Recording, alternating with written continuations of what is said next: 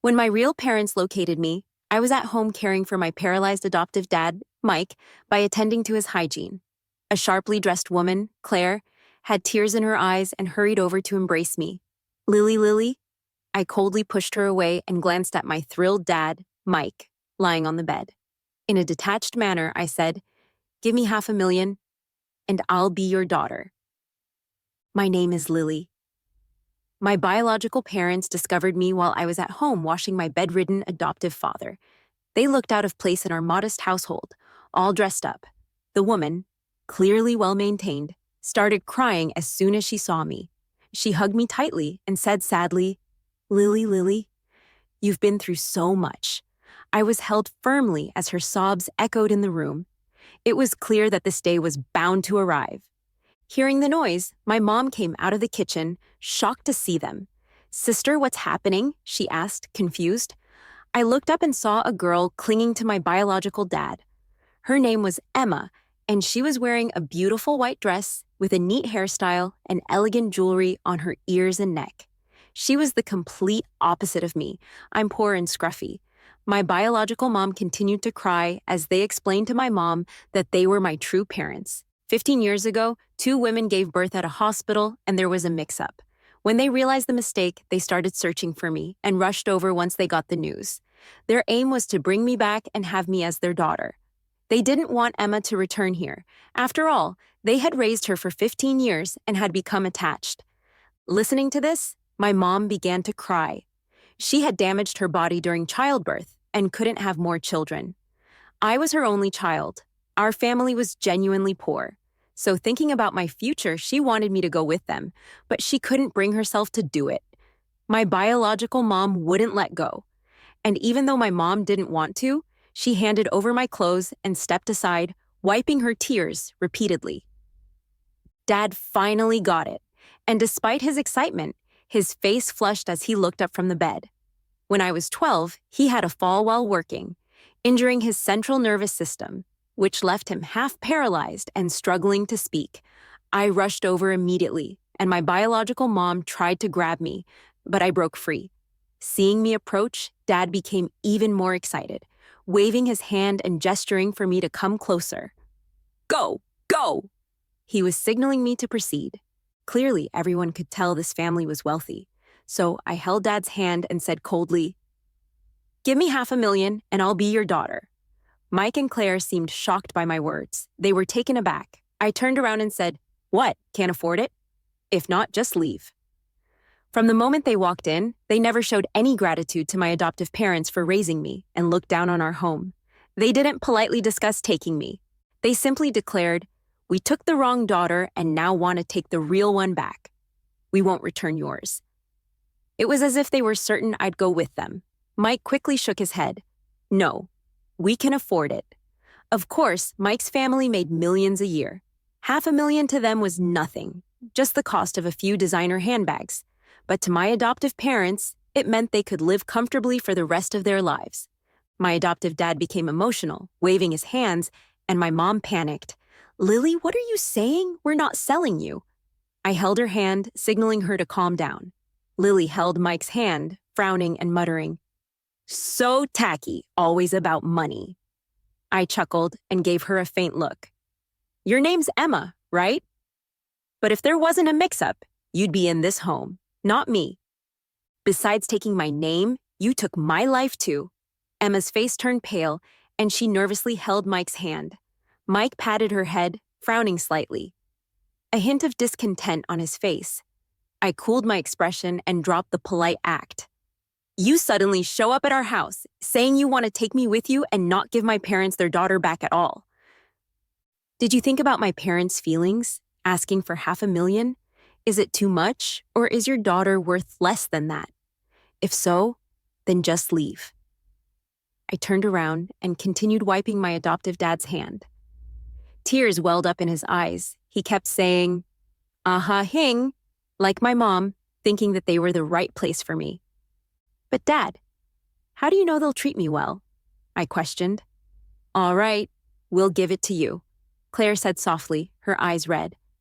"Big brother and sister took care of Lily for so many years, it's the least we could do."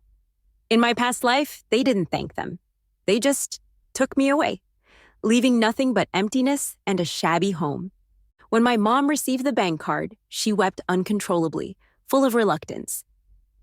Lily, since I was 12, I'd never seen her cry like this. I wiped her tears. Mom, use the money to treat Dad. I'll be back. She wanted to say something but just nodded through her tears, let go of my hand, and I left with them. Mom and Dad, with this $500,000, I hope you live comfortably this time. I've lived this life before. After they took me, things weren't good. They had careers, social lives, and Emma. There was hardly any time or concern left for me. Even when I was bullied and insulted, they thought it was my fault. They never raised me properly.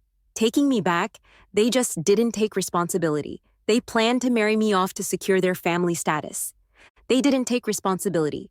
They planned to marry me off to secure their family status. Even knowing the man didn't love me, they let him humiliate me after marriage. That marriage became my grave. This was all I experienced with them. Who would have thought heaven gave me another chance to live again? Watching the scenery fade, I made up my mind. No more repeating the past life. I wanted to take care of my parents and live my own life. When I arrived at their place, Claire unexpectedly chatted with me for hours and even took me shopping for clothes and jewelry the next day. Because of my strong accent, she got me a tutor to help with my Mandarin.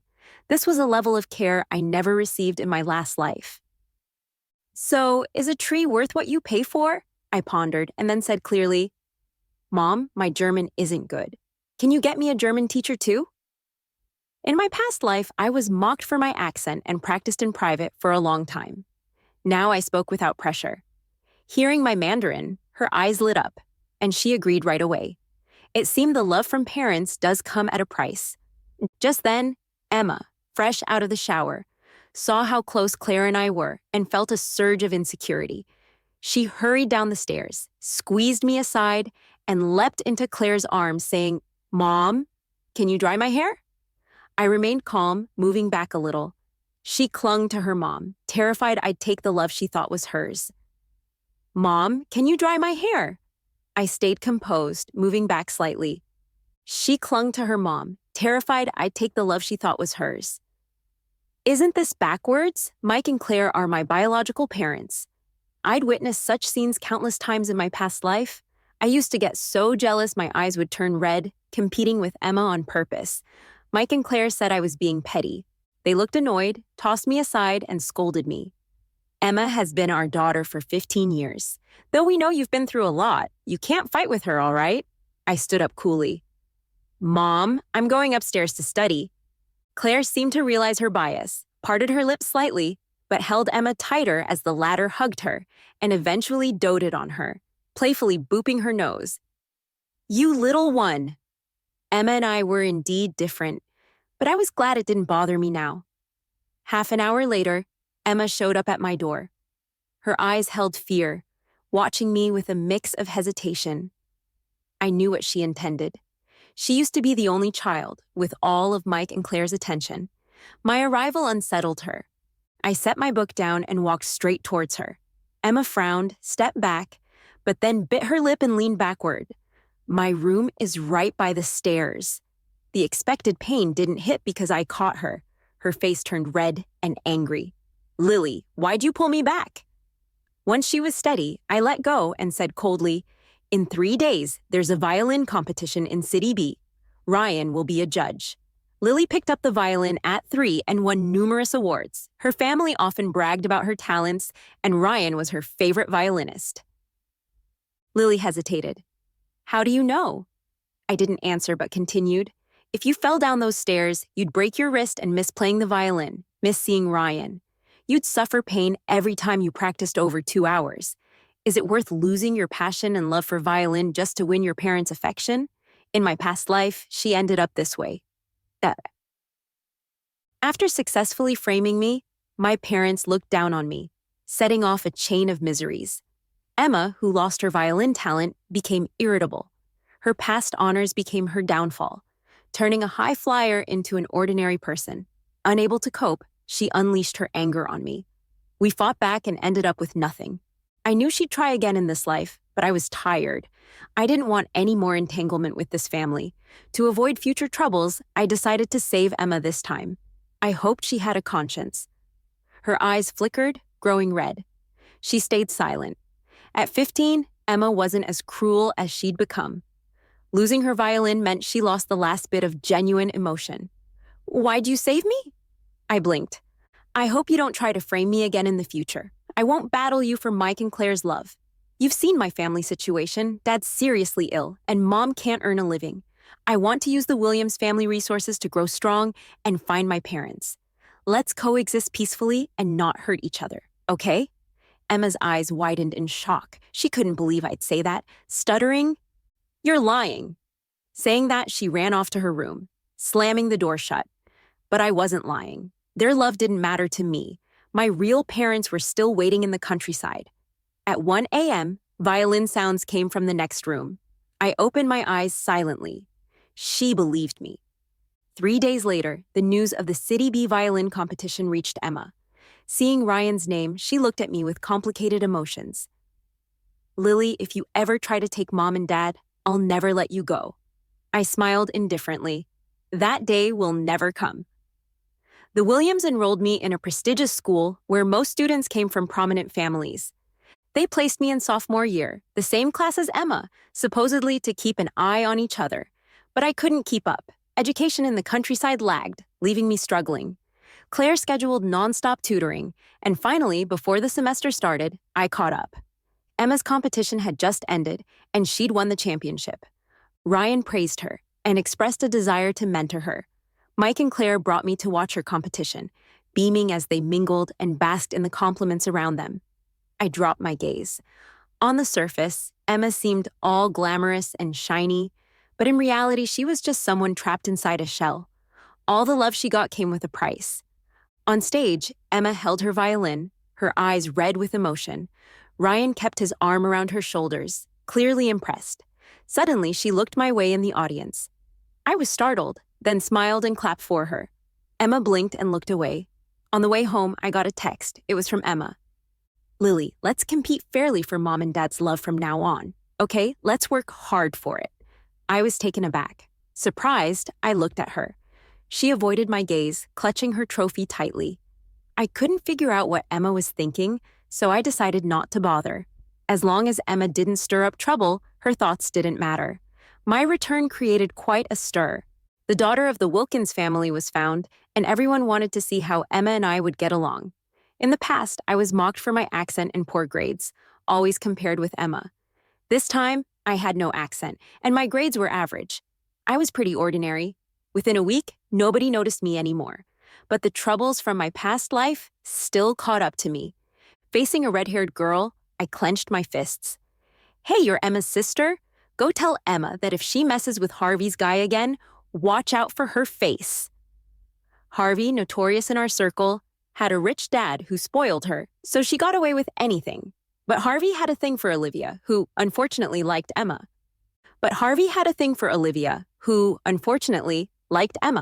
A brainless person like Harvey couldn't outplay Emma, so back then, she took out her anger on me.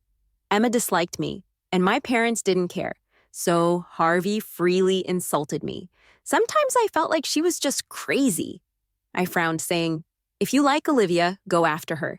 If you hate Emma, go pick on her. Why involve me?" Then I turned to leave. Harvey straightened up and pulled me back. "Who do you think you are to talk to me like that? Heard you came from the sticks. I'm cutting you some slack here." I stared at her coldly, then let go. Back in the day, it was Harvey who bullied me. Now that I got a second chance, I didn't want trouble. But I wasn't scared of it anymore. The next moment, Harvey slapped my face. Glaring, she stuck her neck out defiantly, like a villain. "I won't let go. What are you going to do about it?" "Let her go." Emma's voice came from behind. I tucked my pepper spray back in my sleeve. Why was she here? She ran over, her face full of impatience. What a hassle. But then she stood in front of me like a protector. I looked at her thoughtfully.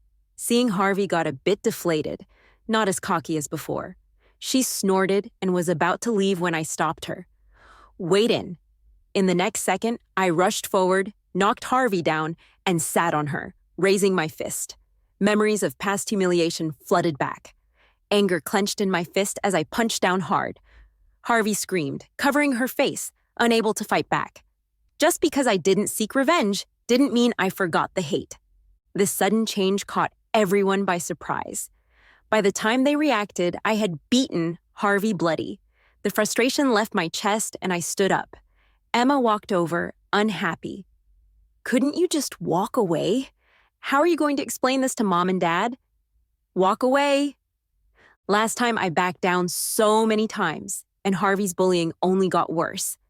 This time, I looked at Emma, picked up a stone from the ground, and smashed it against my forehead. "Ah!" she screamed, staring at me in shock. "What are you doing?" Blood ran down my forehead, and I fixed my eyes on her. "I don't know why you helped me just now, but since you did, can you help me one more time? I wanted to end this for good." With the Wilkins family's power, crush Harvey completely and buy peace for my future. Emma nodded. Okay. She was smart, quickly catching on to what I wanted. She pulled out her phone and called Olivia. I called the police. If we're gonna do this, let's make it big. Olivia arrived soon, but I didn't expect Ryan to come along. Ryan, my husband from my past life. My blood froze. Even under the sun, I felt cold. The two of them walked over to Emma, concerned. After Emma signaled she was okay, Ryan looked at me. "Hey, you've got blood on your forehead. Wipe it off." I stayed silent. Impatient, Ryan frowned, placing a handkerchief in my hand. "What, cat got your tongue?" When I didn't move, the spoiled young master stubbornly stood there, with his hands in his pockets, carelessly saying, "What, you want me to do it for you?" Then he pressed the handkerchief against my wound. Pain snapped me back to my senses.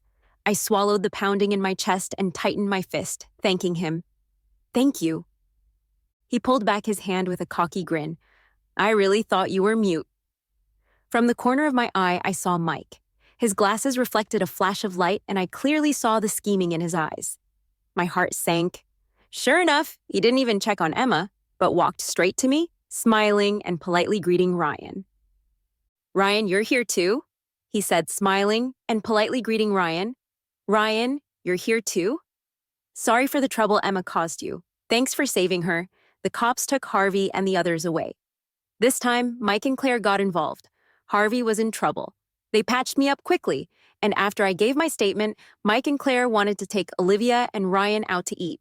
Ryan waved them off and left with his arm around Olivia. Watching them go, Mike smirked and said, "Lily, looks like Ryan's really into you." I got a shiver down my spine. Living this life again, I couldn't ignore what he was hinting at. I nodded silently. But Ryan's into Emma. Claire caught on and grabbed my hand warmly. "He saved you. Remember to treat him to a meal. You're in the same class, so you really should thank him properly. I'll send you $10,000 to spend. You can get Ryan a gift." This was the first time. Claire never offered me money before. Since coming back to the Williams, they covered all my expenses, and Claire either forgot or chose not to give me anything directly. Seems like she did remember her duty. Claire gently ran her hand over my wound. "Lily, maybe get some bangs? Cover that scar. A girl's face is her fortune." Emma watched us closely. Once in the car, she whispered to me, "Ryan's into me. Don't compete with me." Mike and Claire raised her to always work angles. Emma saw no fault in it, but I had a different mindset. I glanced at her. "I won't." Ryan's family is way more prestigious than the Williams. Getting close to them could mean a powerful ally for the Williams. In my past life, Emma ended up with Olivia. They already had an in with the Olivia family. The Williams just needed to play it cool. But they still plotted to marry me off to Ryan. Didn't care how I felt. The Williams just saw me as a tool. This time, I wasn't playing along. I ignored Mike and Claire's comments and focused on eating, sleeping, and studying. At first, Emma was on guard, but when she saw I wasn't really interested, she relaxed. My grades kept climbing, and by midterms, I was the top student in the whole school. My success was new fodder for Mike and Claire. In social circles, they'd praise Emma and toss in a word about me too. Emma's anger showed in her reddened eyes. "So, you're just scoring high to get their approval." I looked at her, every word calm and clear. I'm studying hard for myself, not for their love. I felt sorry for Emma. If you grow up in a loving family, why wouldn't you share love? My presence makes Emma uneasy, which tells me Mike and Claire aren't all that loving toward her. Business people care about one thing: profit. Yet I wasn't expecting the trouble to follow. Mike suggested I tutor Ryan. I shook my head and firmly refused. No way. Ryan's a nightmare. In my past life, the Williams drugged both of us, and I woke up to find us in the same bed.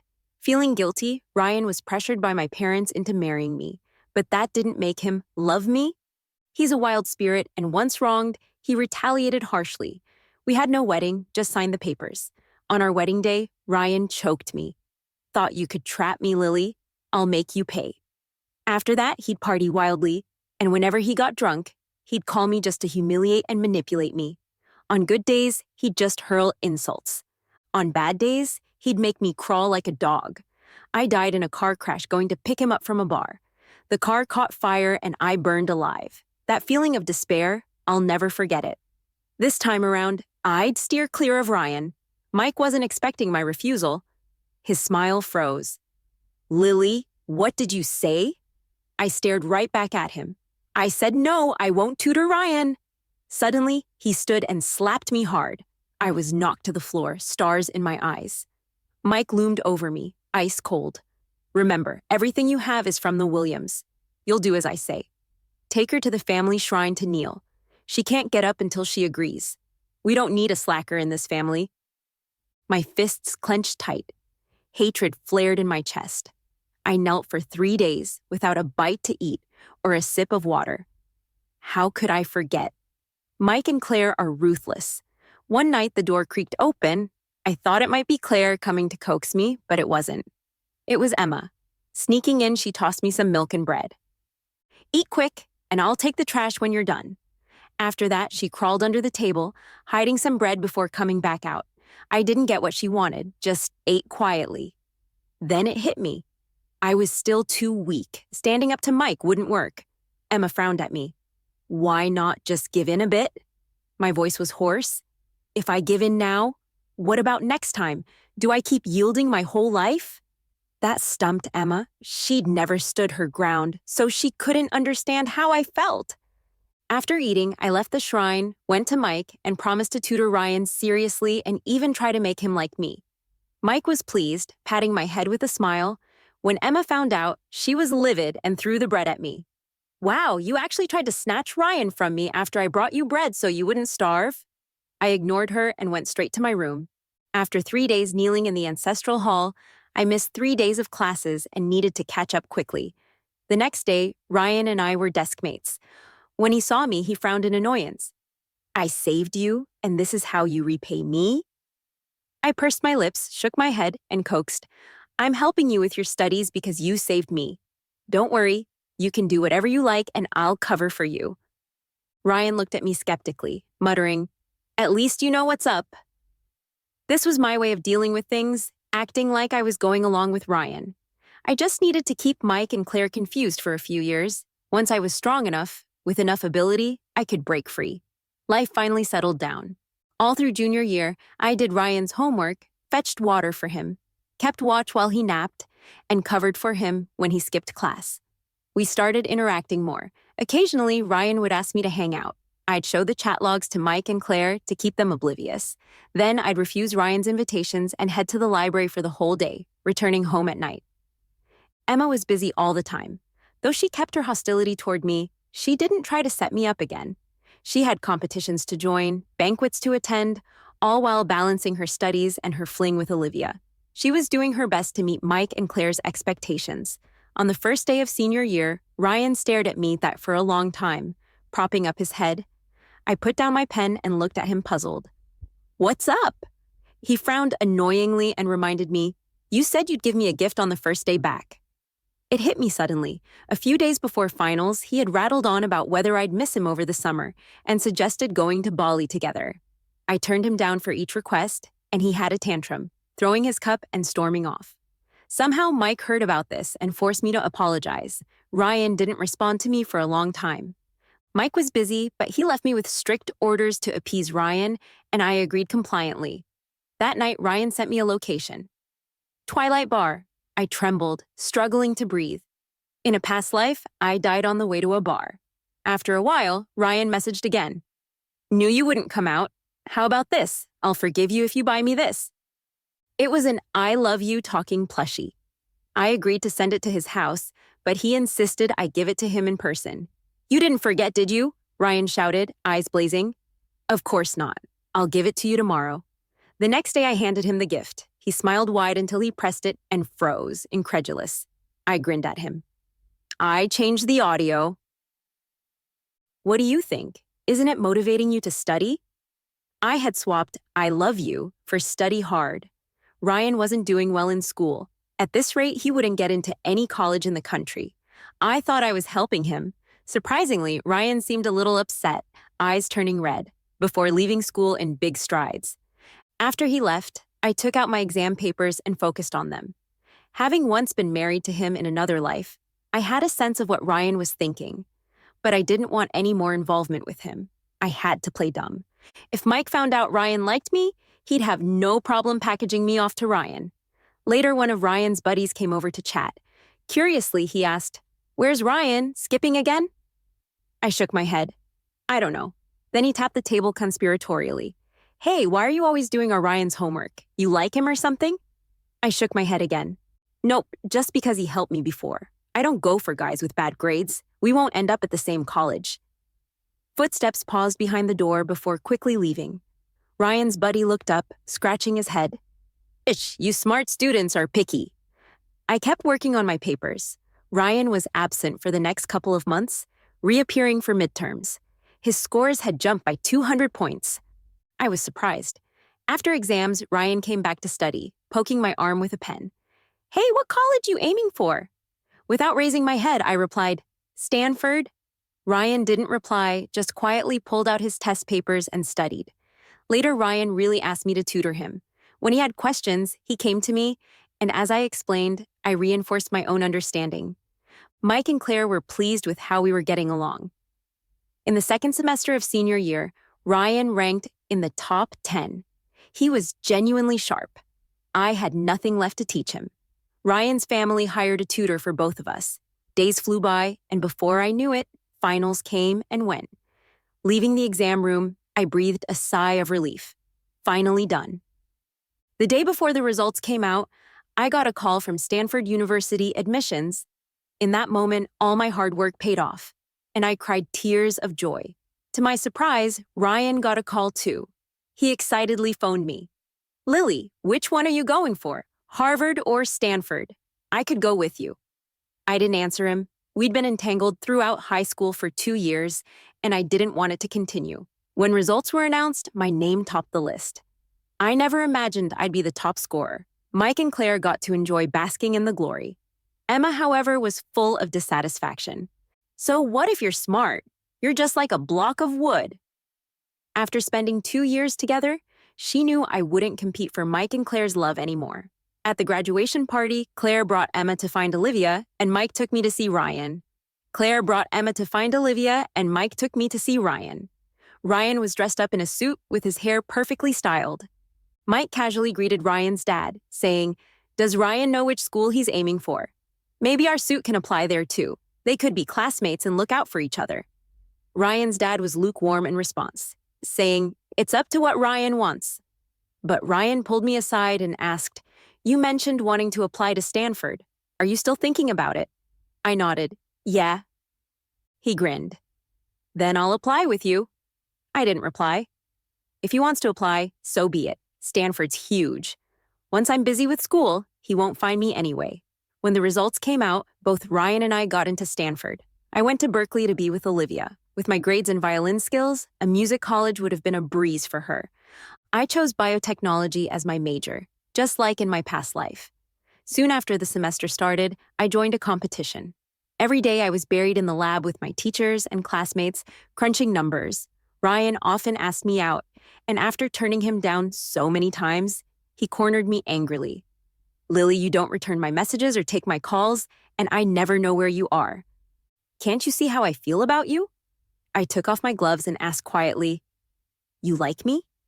Ryan was stunned, frowning at me. I sighed, ready to lay everything out. But I don't like you. I remember you used to like Emma. I'm not sure why you're interested in me now. Hearing I didn't like him, Ryan was visibly hurt, yelling, Lily, how can you not like me?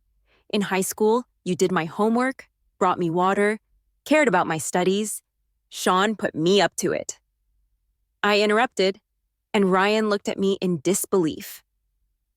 Sean wanted me to win your heart. He wanted to use me to get close to your family, Ryan. But I refused. Ryan's pupil shrank, and his face showed panic. He reached out and held me, looking pained. Did you never like me? I never imagined Ryan would be hurt because of me someday. In my past life, it was like being trapped at home or getting calls from him to come over and get humiliated. I'd never seen the sad, love-seeking side of Ryan before. Never, I said coldly. Ryan let go of my hand and laughed at himself, his eyes obsessively fixed on me. Lily, you're heartless. Knowing Ryan, he was probably going to hate me again. For some reason, I opened up about the hardships I faced with the Williams family. That day you saved me. Mike saw us together and insisted I tutor him, but I didn't want to. So he slapped me and locked me up in the ancestral hall for 3 days and nights without a drop of water. Coming from the mountains, he felt nothing for me, just seeing me as a tool for marriage alliances. Afterward, I pretended to comply. I was nice to you at school, but I always kept my distance. Though I used you, I had no choice. I'm sorry, Ryan. If you really like me, let me live the life I want. The conversation with Ryan ended badly. I didn't know when Mike would find out about this. So I threw myself into my experiments, striving to improve myself. Finally, our team won first place in the competition. A professor noticed my efforts during the contest and took me under his wing. When I got the news, I broke down in tears. I'd studied so hard, and at this moment, I finally succeeded. I was finally on the brink of leaving the Williams family. The professor once worked as a leader at the National Biological Institute. With his contacts, I wasn't far from the institute myself. In my past life, I also chose biotechnology as my major. But shortly after getting involved, Mike dragged me back to Emma. This time, my goal was clear. Get into the National Biological Institute, become a top talent, and gain the nation's protection. That way, even the Williams family couldn't touch me. After becoming the professor's student, I changed my phone number and only stayed in touch with my real parents. Since returning to the Williams family, I'd never broken contact with them. Knowing that they were waiting for me kept me motivated, diving headfirst into the lab. Over 2 years, I worked tirelessly with my team on anti-cancer technology, running numerous clinical trials. Finally, we developed a highly effective anti-cancer drug. As soon as it hit the market, it caused a global sensation. I turned down media interviews. When the professor asked for my wish, I said without hesitation, "Sir, my mom and dad are still in the mountains. I want to bring them over." The professor gave me a leave of absence. He didn't want to let me go since the anti-cancer drug had just launched. As the project lead, I was in the spotlight, and he feared for my safety. So he requested a few people from the institute to protect me. 4 bodyguards were in the car with me, watching the scenery fly by. I thought back to the past. Ryan's family had a distant cousin in national defense technology. She came home for the holidays with 2 guards behind her, supposedly sent by the nation to protect her. Back then, I stood behind Ryan, full of envy. If I had national protection, maybe I wouldn't have suffered so much, and maybe mom and dad wouldn't have died. In my past life, my dad passed away shortly after I left home.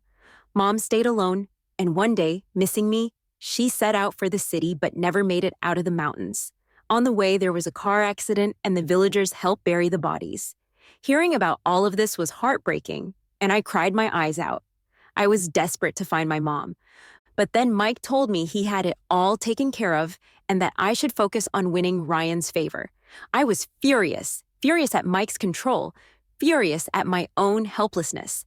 As I stood at the doorstep of my house again, I felt nervous about coming home. Could this freshly renovated house be mine? My busy mom saw me and slowed her steps to the living room, looking back 3 times. Once she was sure it was me, the bowl in her hands crashed to the ground. "Lily!" It was a cry filled with years of longing. Tears welled up in my eyes.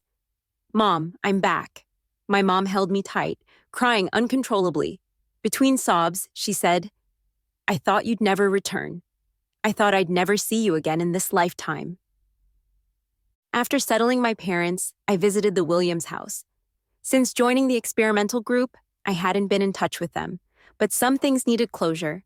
Seeing me back, Mike raised his hand, just like before. This time, his hand didn't smack my face. The bodyguards behind me grabbed him, 4 of them standing around menacingly.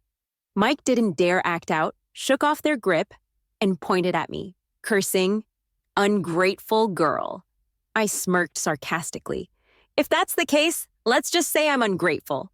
I told him I was there to cut ties. With that, I handed over $500,000 and a declaration of severance. Mike's eyes widened. Enraged, he grabbed the papers, tore them to shreds, and threw them on the floor. I watched him go berserk with indifference. Nowadays, I was in the spotlight and he couldn't bear to let me go.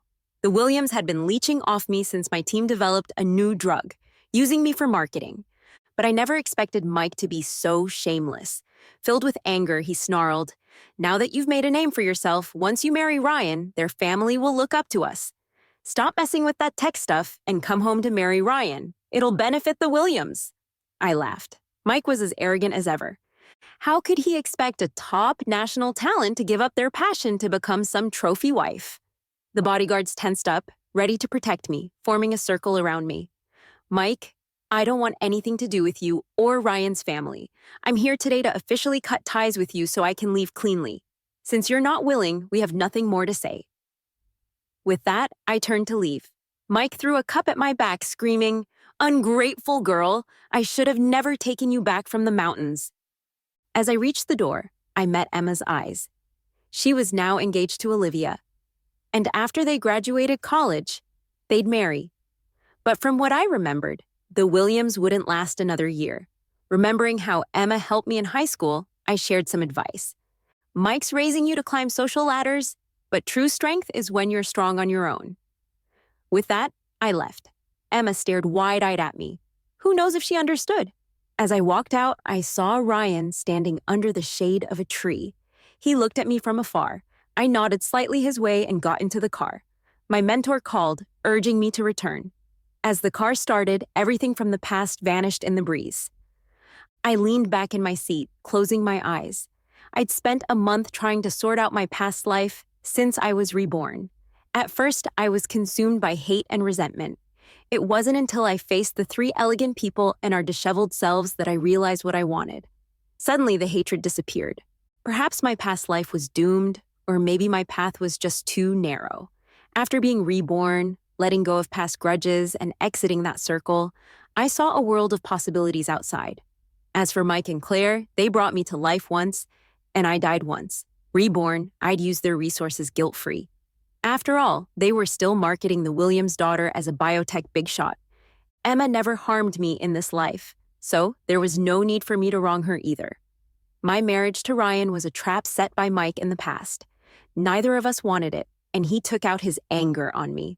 Reborn, I'd used him to fool Mike and Claire. After rejecting his proposal, Ryan surprisingly kept the secret from me and played along for a while with Mike and Claire. Consider our grievances settled. Returning home, my parents waited by the dinner table. Seeing me, Mom's eyes lit up, and she smiled warmly. "Lily, I made your favorite braised pork." 7 years flew by, and I became a leader in my field, leading a team to develop various beneficial medicines.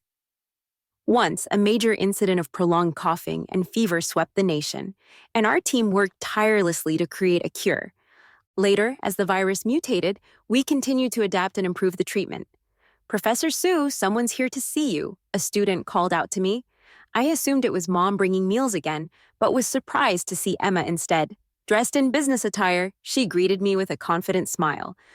"Professor Lily, can we talk?" In the cafe, she got straight to the point. Emma had started a pharmaceutical company and wanted the first batch of our newly developed drug. I raised an eyebrow and decided to involve her in the venture. The office is short on cash lately, so why not take advantage of the opportunity? After we finished talking business, Emma started chatting about random stuff. That's when I found out the Wilkins family went bankrupt. No surprise there. Ryan went after them and sped things up for their downfall. That part one didn't see coming. Apparently, the Wilkins family going under turned Mike's attitude towards Emma upside down. Mike ended up begging at Olivia's doorstep. But Olivia wouldn't open the door no matter what. Their engagement was called off. Claire couldn't handle the blow and jumped off a building. Mike got attacked on the street by workers who hadn't been paid. He broke his leg, cracked his head, and now he was bedridden for life. Emma, on the other hand, used her fame to land violin gigs and make some money. After she saved up enough, she started a pharmaceutical company and actually made it work. Impressive. I sipped my coffee, feeling a wave of reflection. Wow. Things really did change. Checking the time, I stood up. All right, I should head home for dinner. I barely took a couple of steps when Emma suddenly called out, "Lily, thank you." I just waved it off. Why thank me? Wasn't it her hard work that paid off?